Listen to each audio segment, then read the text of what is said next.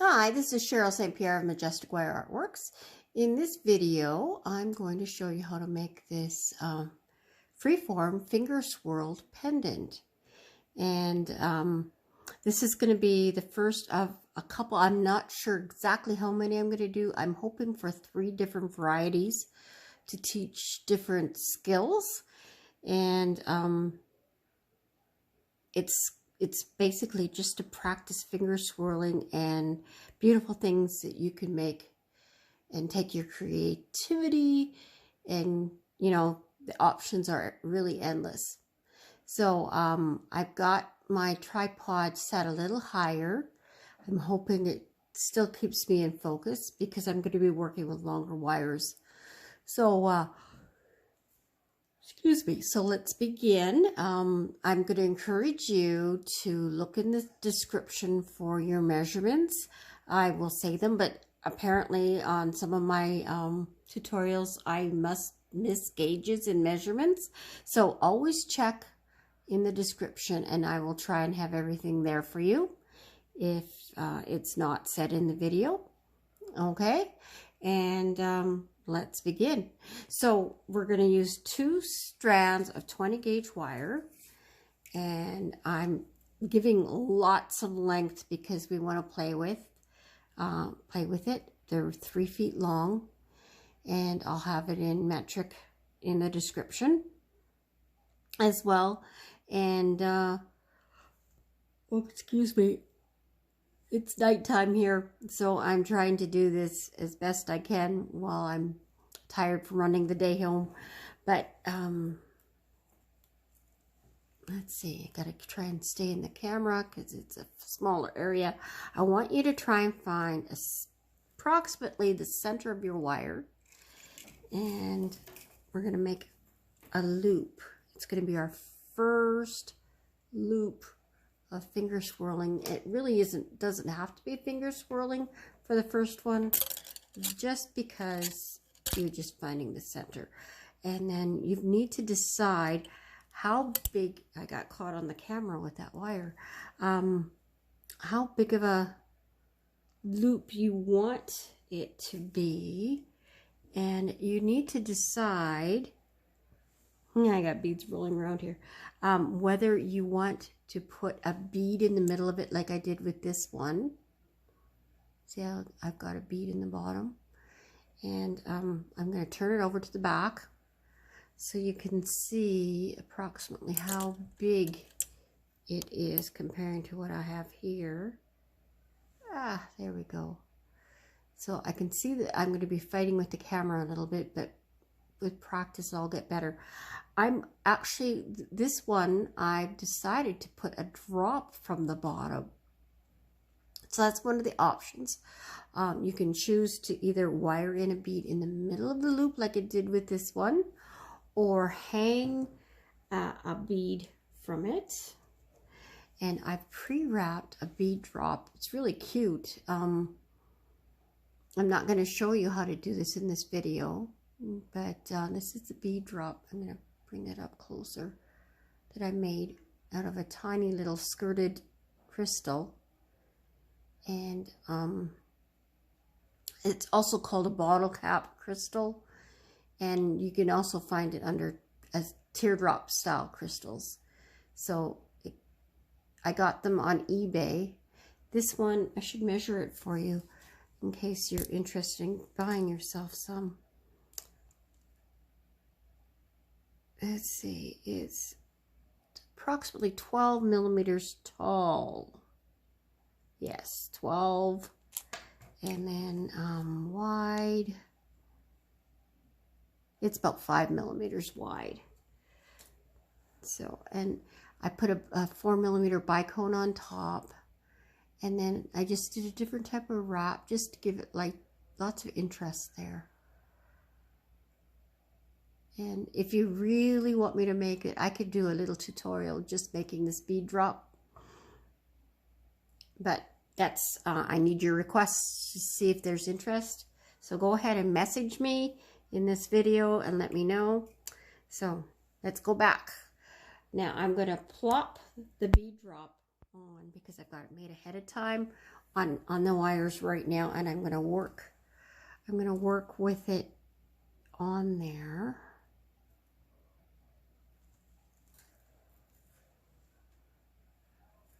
You can always, if you're not sure what you want to do, you can always add a bead drop on afterwards. I just knew I wanted to make it different than the other one. And see, and this, because of the size of this, I think I want to make the loop a little bit smaller because the bead drop is very delicate looking. And then because I've been playing around with this and putting it down, it's spread apart a little bit on me. But you know what? I think that's rather pretty. So I'm gonna, instead of trying to fight and straighten it out like that, I like it a little bit spread apart. Okay, now we want to do about 2 or 3 twists to lock the wires together. And this is, otherwise it'll be a nightmare to work with. So that's the first step I want you to do. Okay, and now for those that like theirs to be a little bit symmetrical, you could use your 2 wires and do similar movements on either side, but I'm going to warn you that it's rather difficult. But you can practice either happy-go-lucky swirls or very intentional looking swirls. So for beginners, I recommend just go happy-go-lucky. And so part of what we're doing is just making it beautiful, and the other part is to also make it strong. So I'm just going to wrap it around like this. I want you to have the freedom to do what you want to do, but we're going to, in order to make it strong, you need to flip around a lot like that. We'll twist it behind, and don't worry about it if it doesn't feel structurally sound, because we will be doing some things at the end that will strengthen it. Putting beads on is one way, because we're going to use wire to put them on, and also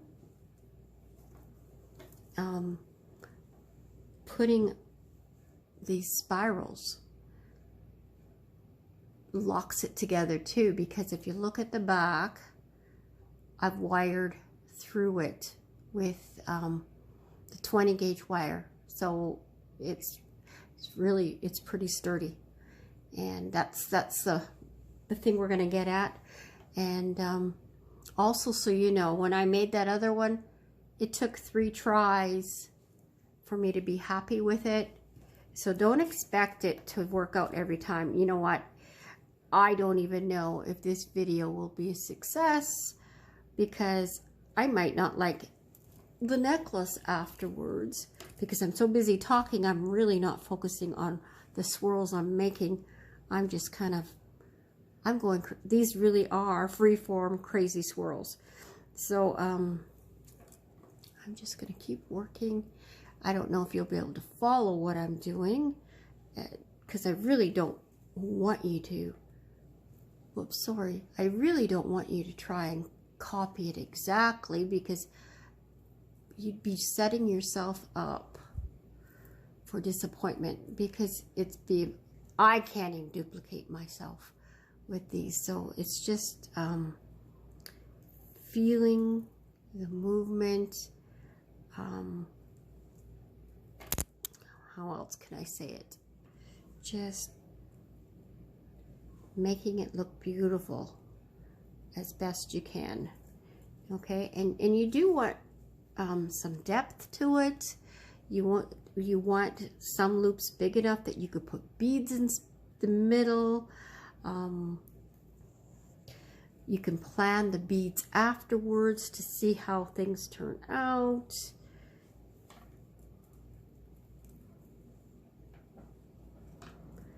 And like I said, I've given you lots of wire to work with.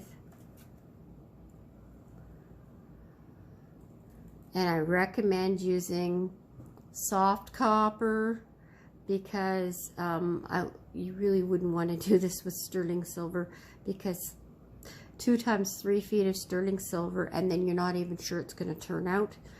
That's pretty risky, isn't it? So that's just my recommendations anyways. Okay, so this is where I'm at right now, and I want to fill up some of this. So I'm going to flip this wire underneath and come back up and fill that in like that. So you can plan little things like that.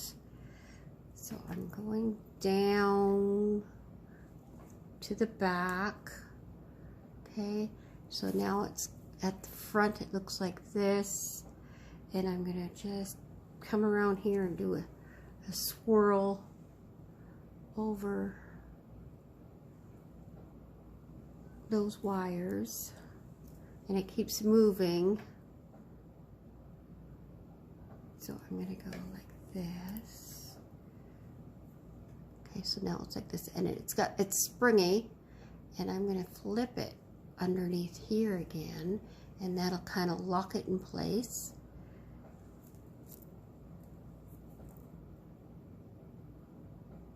Okay, where are we? That's it up here now.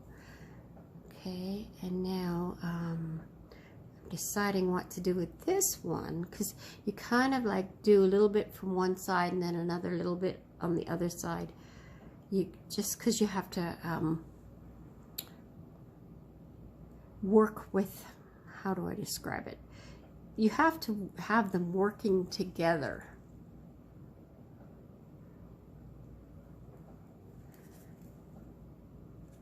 Yeah, this is kind of wonky looking, but we can always add depth and shape as we go. See, it gave some depth there because it's swirling up.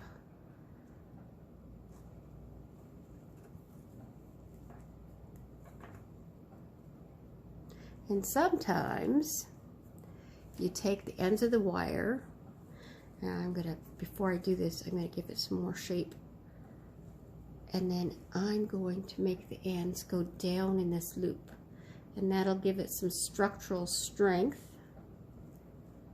I try to usually like to do the opposite, come from the bottom and go up, because the wires can kink on you, but I'm pushing them through in hopes that it won't kink too much. And it actually turned out not too bad, but there was potential for disaster there, and it definitely takes practice to do that. But I wanted to show you that it can be done. And see, I think it looks a little funny here, so I'm going to fill that in with this wire. So I'm coming on top like that.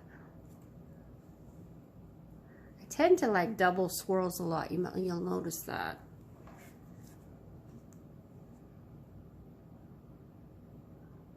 Oh, see, it's starting to take shape, and I'm starting to like it better. It's amazing. It didn't look very good before, but it's I like it. Look, it's looking better, much better. Now I think I want to make it go upwards again, now that I've filled it up in the bottom. I like that. It's a little bit further to the right than the left, and you can shape it a little bit so that it is more centered by squishing it in, but you got to do it gently, firmly and gently, because you don't want to squish it too much. Okay, so now I want to come up out of this loop here at the top, and I'm just going from downwards to upwards, and whenever you do these things, it's going to give it more structure, durability, stability.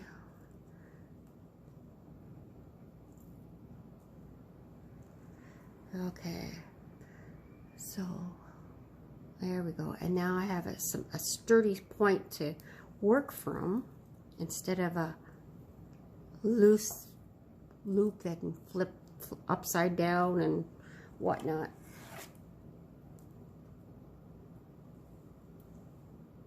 Okay, I don't want to get too big. It's getting pretty close to the size I want. Now I'm going to work with this one.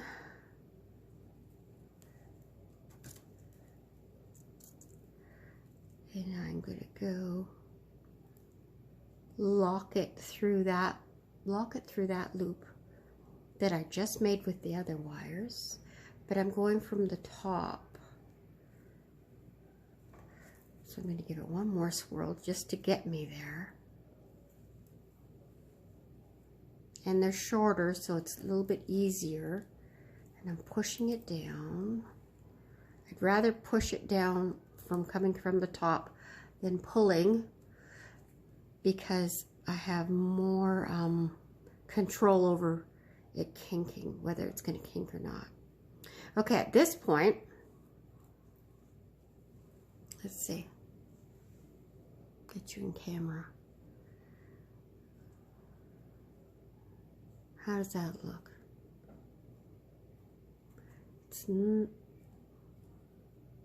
I might want a little bit more over here because it's rather full over there. So that's what I'm going to do. I'm going to put in a reverse coil here. Does that add? Okay. And remember, I'm going to add some beads, so that could add some body. And we're going to add some spirals, and that will add some body. So now I'm tucking that in there. Okay, it did kink up on me a little bit. But I think it's still doable, because when we put beads on, we can use that as part of the design to cover it up. Okay, so you see how one is longer than the other? I'm going to use the shorter one to make the bail. So I want to have one wire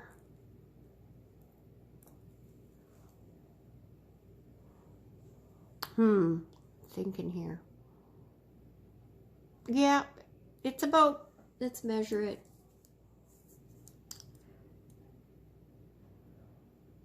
Yeah, it's a little bit longer than 4 inches. 4 inches should be enough to do what we need to do. Okay, so I'm going to move these 2 wires to the right and this wire to the left and down. Let's get them out of our way while we make the bail. Okay, so I recommend watching. Somebody made a comment on one of my videos before that I had said something wrong and it made them make a mistake. So I really recommend watching the entire video and reading the descriptions before you start. Don't just start right with me, because I'm not perfect. I make mistakes. I say things wrong, and I apologize if I've, affected anybody in a bad way. But I'm still doing my best. That's all I can say is I'm doing my best to do a good job. Okay, so I am going to make a bail. Push it away. I'm giving myself a good neck here to give it strength. And we could add some more swirls afterwards if we need to. And I'm going to do a double wrap for the bail itself. Now, I've also had a comment that because I put the links to where these tools come from, some people think that I'm expecting you to buy the ones I'm using, and somebody made the comment, I use what's my favorite. Of course you will. The only reason I put the links there is I've had so many people asking me, what do you use? What do you recommend? And so with BB Craft, I had the opportunity to get the pliers from them, because my other pliers, I should have had a longer wire. I'm going to run maybe run out. I'm not making it neat. It's all going to be covered up, but I'm trying to get down near the bottom because I want to make a spiral. I want about an inch of wire left.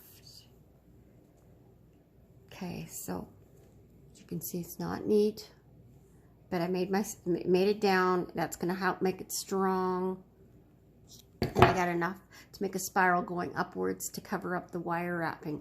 Now, these other wires, I want you to wrap around above this wire to give it more structural stability. That made a huge difference right away. And then back down. I just did it once. See that? Okay.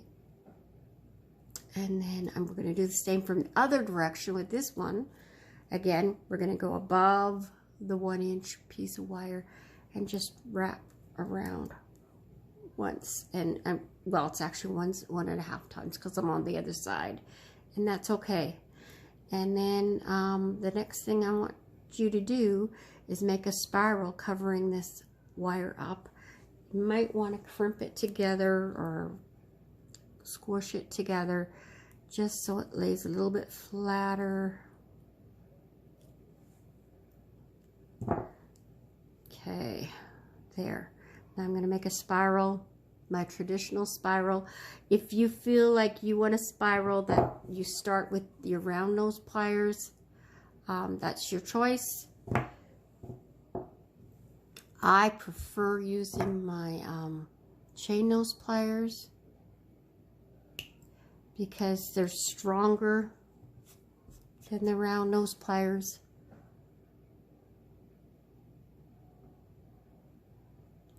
So I just make a little loop, and I like my bud to be closed, but you don't have to do that. If you're uncomfortable with that, use the tip of your round nose pliers.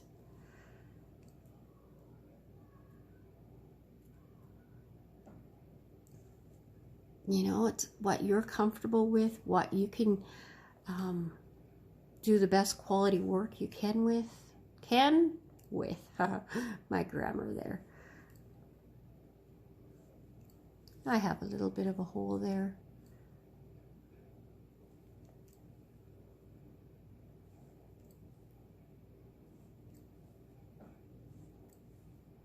Now I've had a little bit more than 1 inch there, so it's going to make a nice large spiral to cover the big neck. And remember, this is freeform, so there's no strict measurements. Just do the best that you can. So it's gonna be like that. And now I am, whoops, bumped the camera. Make a couple more swirls there, just tiny ones. I should use the double. I'm going to use the double wire to do that. Okay, see? I filled it up a little bit there. Okay, and now I'm coming around the back. And this wire's going to be around the back too. So that looks pretty good. Oh, sorry. I'm just squishing it, shaping it, getting it more equal on both sides. You want the bead drop to be fairly center. Before I tie in and lock in, I want to shape it. At this point, it's the crucial point to shape because we're going to lock things into place when we make our spirals throughout the design, because that's the next step. Okay, so get it close to you. It's a little bit messy, but you know what? That's what this is all about. It's we're just playing, and the more you play with projects like this, the more you get to know the personality of wire, especially copper, soft copper wire. Has a personality, and I love it. Okay, I think I've got it to where I want it. This is a little bit bent. I've straightened that out. Okay, so the next step is deciding where you want a spiral coming out, where you want beads. And this may be hard for you to know what you want to do. So right here, between these spirals, I want to put, between these swirls, sorry, I thought it'd be good to bring a spiral up there, because that's fairly strong there. I could come from the center there and go in, because if I decided to put a bead there, I could make it go that direction, and it would see, when I put a bead in it, it's going to give it strength. So I don't need to. If I'm going to decide to put a bead there, the wire work from the bead will give it strength, more strength. I mean, it's not too bad, has some movement, so I think I can get away with coming up in there, and I'm going to do that. So I'm flipping it over and I'm pushing it through here, because that's where I want it to be. So all it's really doing is just holding this together. It's not giving it a whole lot of strength. You know, maybe I should come underneath. See, loose. I'm going to come underneath this wire, so you can play around like that. This wire, I need to move this wire a little bit. Whoops. Just so I can get under it.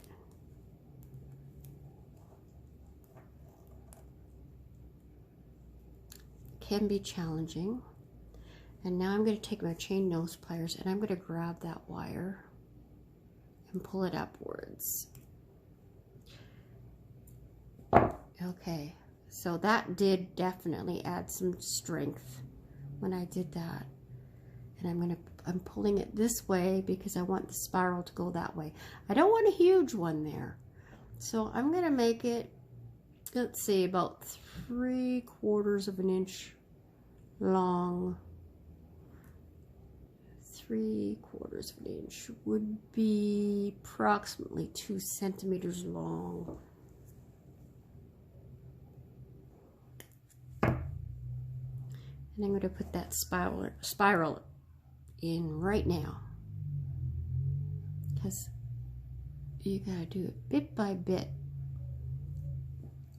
to decide which direction your spiral is going to go in, how big you want it to be.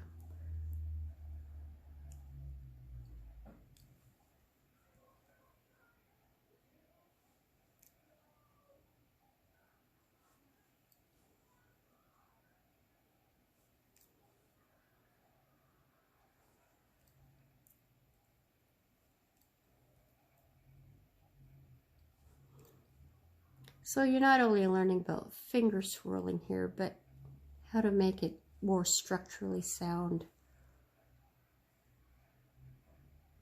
Okay. Just a little one. Just a little one. I think I had 4 in my other one because, yes, I did. I had 4. I ran. Oh, I guess I'm counting this, so it's the same as this one. Okay. Where do I want that other one to come up? How about right here in the bottom? Just, whoops, sorry. Right here. Give a little bit of body in there. I'm going to move this over a little bit.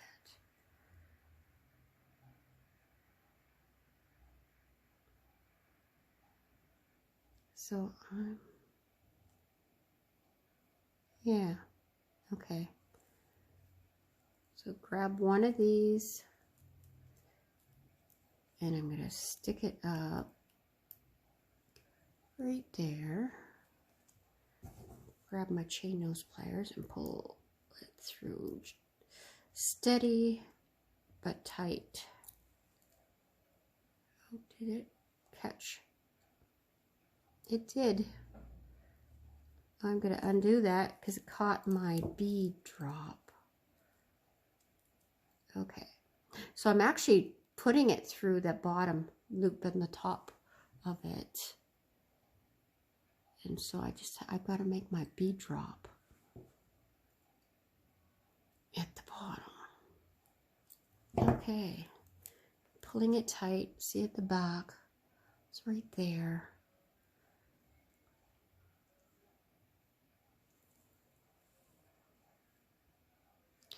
And then I'm going to the left. And I think I want this one a little bit bigger. So about, maybe not quite an inch, but almost an inch. And again, here you really don't need to measure. You're just going to eyeball it and practice.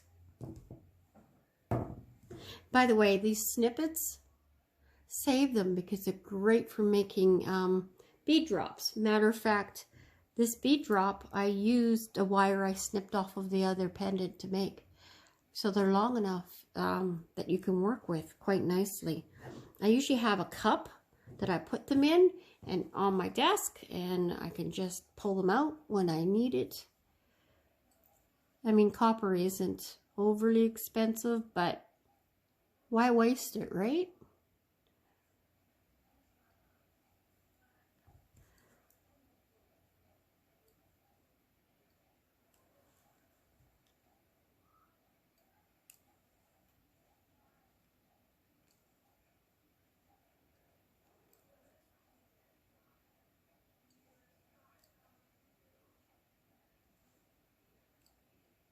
I'm just going to pause here for a second because I need to get a drink. So I'll be right back. Oh, it's hard to find where the pause button is. There we go. I think I got it. No. Okay, I'm back from getting my drink. And I noticed that my phone is timing it at 32, almost 33 minutes, and it's going to cut out at 38. So I am going to do a planned break here of this is going to end up being a 2-part video, and I have a program to splice it together, and I just think it's, I don't know. Comment in the bottom. Do you like me to splice them together as best I can? Or is a 2-part video okay? Because then you can work it at it in 2 parts. Let me know. And if you actually write it down for me, then I know that you're listening to what I say. And I encourage comments and questions, because apparently comments help the videos get out there. It helps it do the trending thing. I don't know how it works, but I was told this. And so comments are good, and I encourage you to write as many as you want, and I will try to answer them.